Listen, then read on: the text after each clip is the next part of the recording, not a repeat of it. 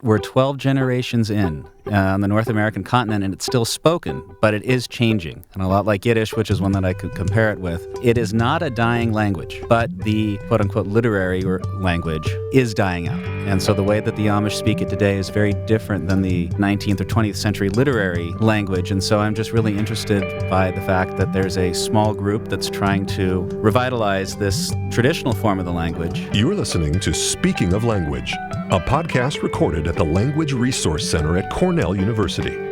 Each week, we explore a topic related to language pedagogy and language acquisition.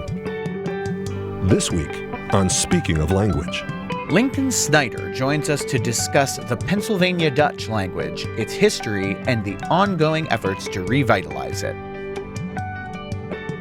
Welcome to a new episode of Speaking of Language. I'm Angelica Kramer, the director of the Language Resource Center at Cornell University. And I'm Sam Lupowitz, the LRC's media manager.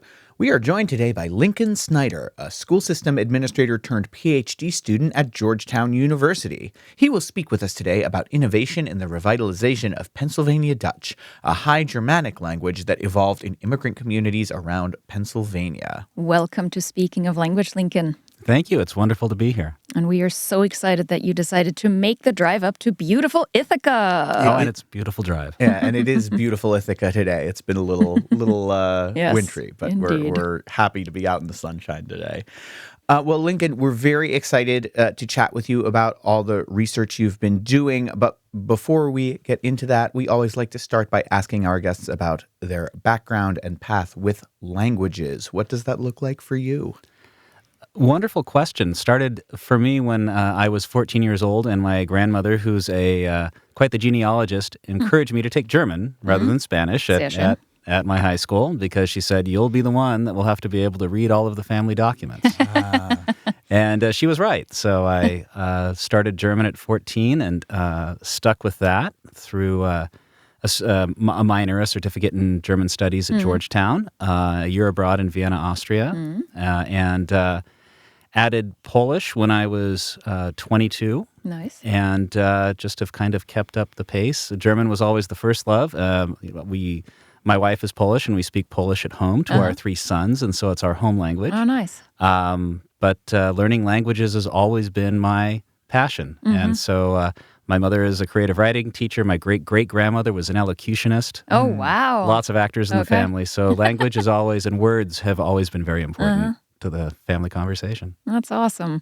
So your PhD research focuses on the Pennsylvania Dutch language. For the unfamiliar, what is Pennsylvania Dutch? Where does it come from? Who speaks it? And where is it found today? Well, Pennsylvania Dutch is a High Germanic language that formed in the United States in the first half of the 18th century. It was an amalgamation of different Southern German dialects, though mostly dominated by Palatine dialectic features. It's spoken mostly today in its original homeland of central Pennsylvania, but as well as in places like Ohio and Indiana by the Plain communities, so Amish and Mennonites, old orders. It's the fastest growing language percentage-wise in the United States right now because it is. It's the vernacular language of the Amish, and the Amish are having on average, or they're doubling every 20 years, simply due to natural family growth. A typical Amish family will have something like 7 kids. Yeah. And so they've gone from a population of 80,000 in the late 70s to an estimated over 300,000 speakers today. Wow. Oh, that's crazy. That's amazing. So what sparked your interest in Pennsylvania Dutch? Partly it was heritage. Some of my ancestors were Pennsylvania Dutch, Gotcha. both, and as we'll talk about, it's a diglossic language. And so there's the fancy Dutch, who are Lutherans, and they're called Katholic or secular Dutch today, and then the plain peoples, so the old order, Amish and Mennonite Anabaptists, plus the Moravians. And so I was mostly, of my Pennsylvania Dutch ancestors, most of them were Lutheran, and with some Moravians as well. Interesting. And Lincoln and I were chatting about this a bit before we started recording, but my mother's side of my family, with my grandmother and great grandmother, were all Pennsylvania Dutch speakers, and they would come from the Lutheran branch of that for sure. That's that whole side of my family. So yeah, I'm fascinated with what we're going to learn today. Yeah. Yeah, but it's not a language I was exposed to. Really, in my family, it would have died out sometime in the 19th century. Okay. And when they moved to Pittsburgh and other places, Right. and so it was simply dropped. There were other German ancestors that came in later, like in the 19th century, but that was a very different emigration than the one that came in the 18th century. So for genealogists, there's a real distinction between the German emigrations of the first half of the 18th century and then more of the Bismarck-era immigration. So Right. the second wave was larger, but because of the way numbers work, the number of people descended from these two groups is about even. So they're just because of the geometric progression of numbers. Sure. And so it's a very interesting language in that we're 12 generations in on the North American continent, and it's still spoken, but it is changing. And a lot like Yiddish, which is one that I could compare it with.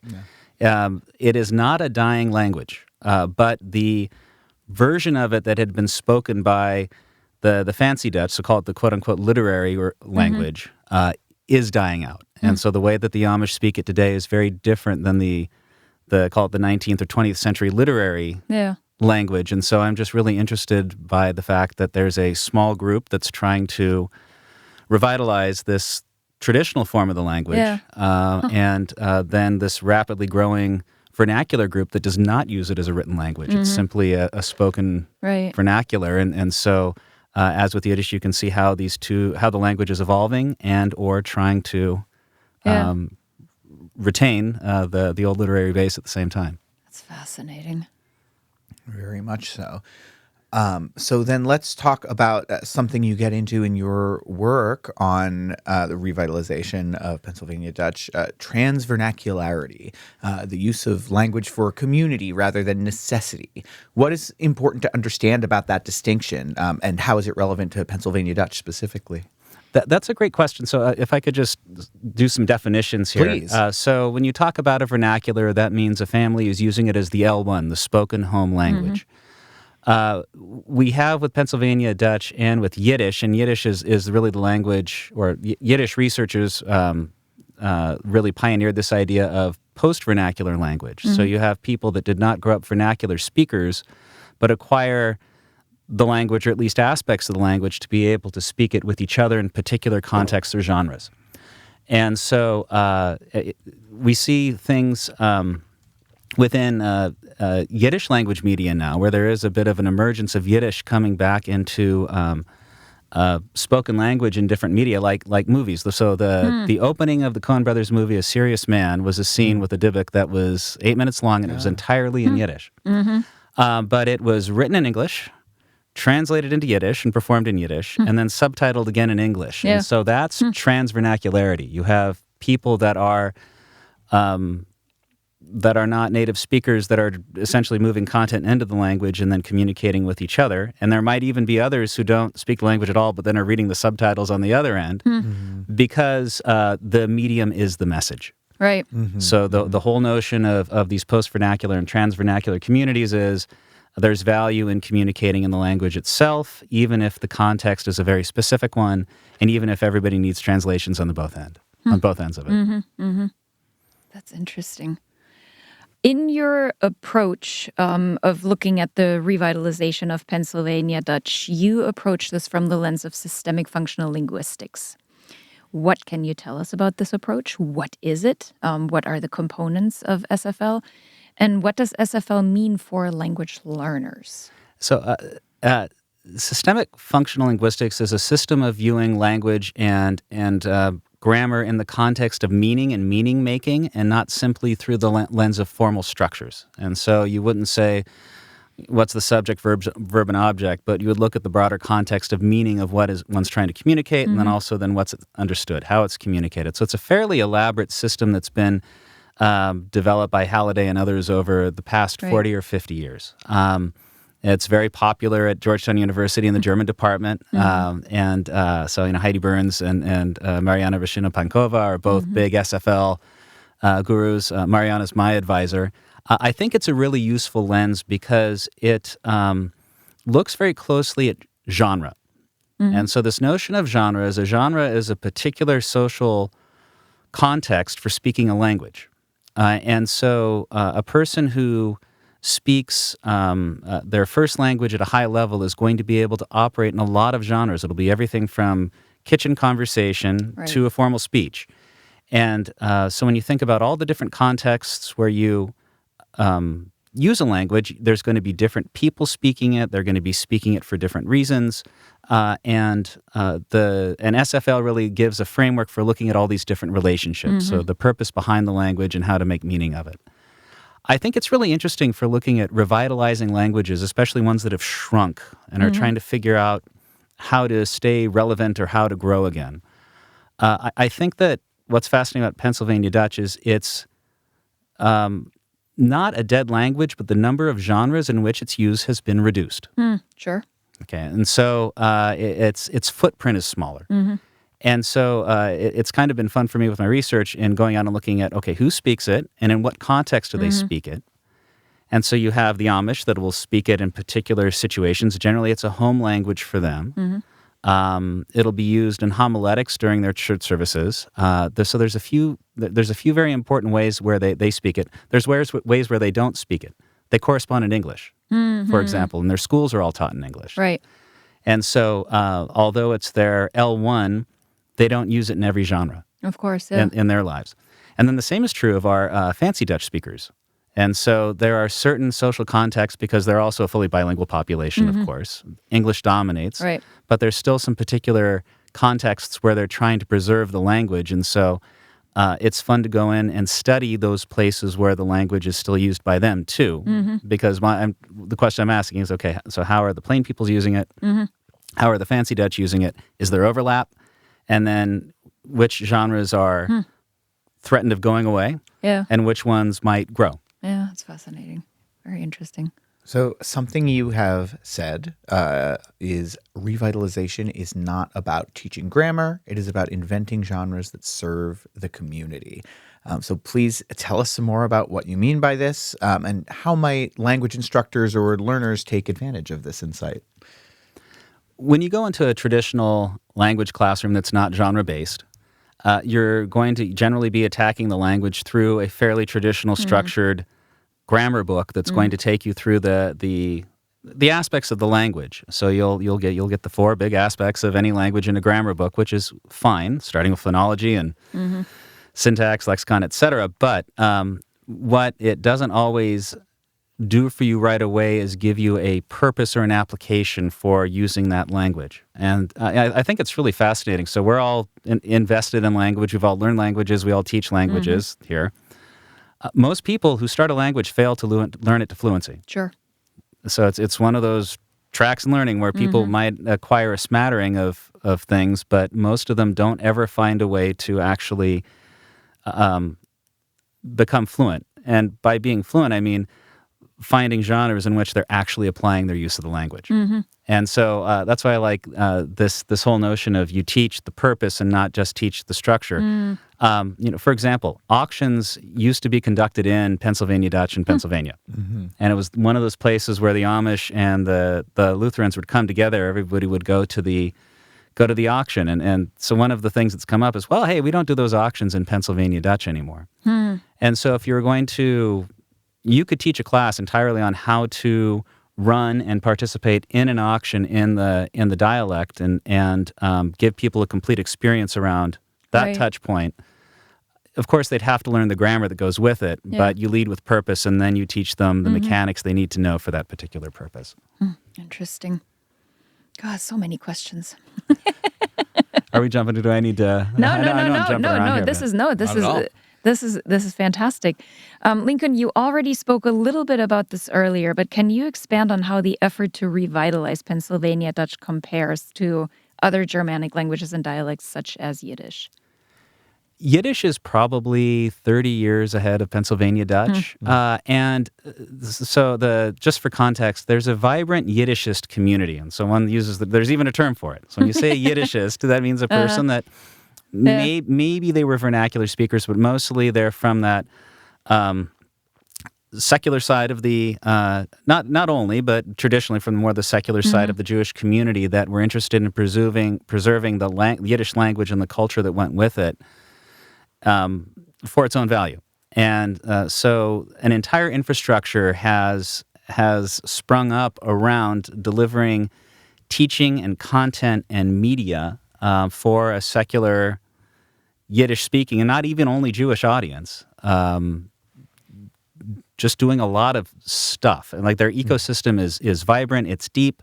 It's not huge numerically, but you can once you enter into this universe of learning Yiddish, it is a carnival. There's a million different things you can do, from Yiddish camps here in upstate New York, Right. To online classes. I'm probably on my 8th Yiddish class right now in a year, wow. and I've been able to take all sorts of fun stuff. And so the Dutch community is aware of what's happening within the Yiddish community. So Mark Loudon, who's Yep. an academic in Wisconsin, he's the German department chair at the University of Wisconsin. He speaks Yiddish. And so he talks about it all the time. And Joshua Brown and others very much look to the Yiddish community as a prototype or as an inspiration for what could happen with revitalizing Pennsylvania Dutch. But if I had to guess, I would say that fancy Dutch leadership community, and there was just a conference in Kutztown last fall, is kind of at the point where Yiddish would have been in, say, the early 1980s. In other words, they know that they have to make an investment now. The last generation of fancy Dutch, secular Dutch speakers are in their 70s and 80s. Everybody else, so Gen X and younger, is generally an L2 speaker. Yeah. And the number of people who are fluent in this version of the language that are 50 or younger, I've been trying to actually create a list of all of them. Oh, wow. It's a countable number that's probably 100, 200 as I talk to this group. So there's this small core of folks that want to find a way to engage and grow. And so that's what they're working on. Fascinating. I want to take a quick detour. In our introduction, we mentioned that you are a school system administrator turned PhD student. How did that come about? That's a great question. So, I was a school superintendent. I was a superintendent of schools in Sacramento, California, for the Catholic school system there. I was interim superintendent in San Jose, California, which was my hometown. And then I served a term as president of an organization called the NCEA, which is the Trade Association for Catholic Schools. And there's a lot of blood, sweat, toil, and tears that goes into administering a large system. Oh, yeah. And so, it was very fulfilling work, but after doing that for a decade, I really felt like I needed to step back from that for a while and take a bit of a personal spiritual health and mental refresh. I said, I could have re-upped for the next stint somewhere doing something, but I've always been passionate about languages. This is just my hobby. Like I would do my day job, and then at night I would be learning a new language or that's awesome. reading in a different language. And so with my wife's blessing and support, I said, no, I really want to step back, and rather than just taking the next job, if I don't do it now, I'll never do it. Yeah. And I'm a Georgetown graduate. I went to the School of Foreign Service there, and knew folks in the German department that were still there, and I understood they had a second language acquisition track within the German department that would allow me to bridge into linguistics with a lot of different stuff. So it was the only school I applied to. Oh, wow. Yeah. I was blessed to be accepted, and so I took the plunge and went back into being a student. I love it. That's so wonderful. Yeah, very inspiring. Absolutely. Well, and since we're covering that, are any other projects that you're working on you'd like to share with our listeners? Anything else coming out of this shift that you've made for yourself?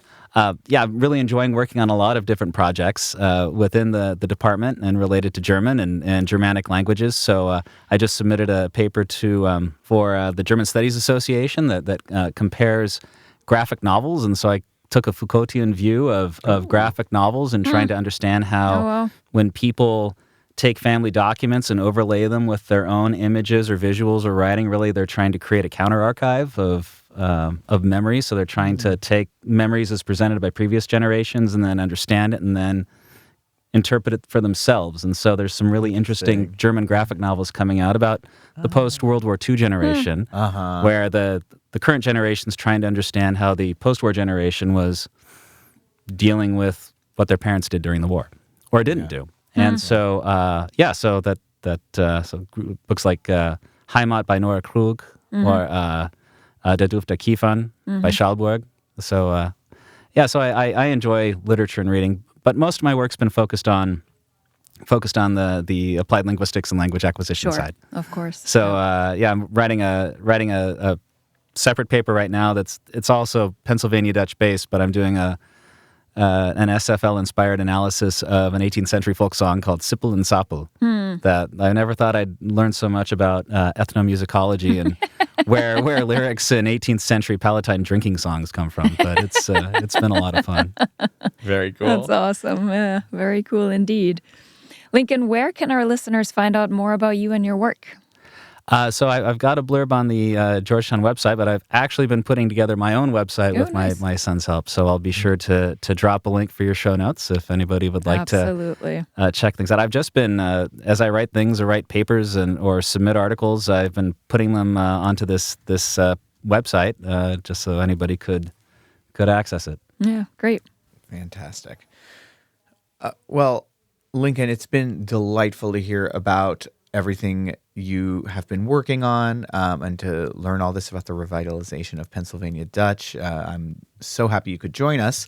But before we sign off, we'd like to ask for a word in a language you love, are learning, maybe want to learn, that makes you feel inspired. What's that word?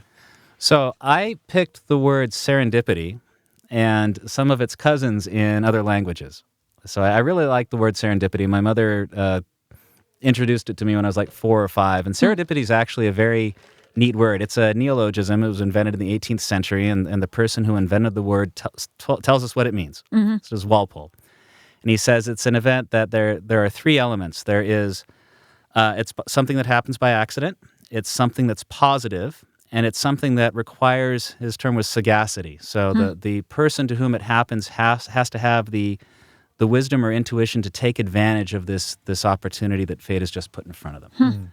So of course, there's the old word fortune, fortuna, which is just blind chance. So that's Lady Fortune with the blind and the wheel of fortune. And what I like about serendipity is it's a positive thing, and it's also something that requires a little bit of agency on your own part to see it. So.